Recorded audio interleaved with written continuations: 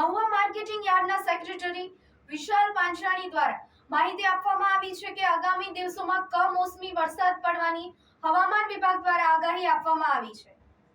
તારીખ 24 ઓક્ટોબરથી 5 નવેમ્બર સુધી વરસાદની શક્યતા જણાઈ રહી છે। આથી માર્કેટિંગ યાર્ડમાં પોતાની જણસી પાક વેચાણ માટે લવાતી વસ્તુ લાવા ખેડૂત ભાઈઓ તથા કમિશનર એજન્ટોને એલર્ટ કરવામાં આવ્યા છે।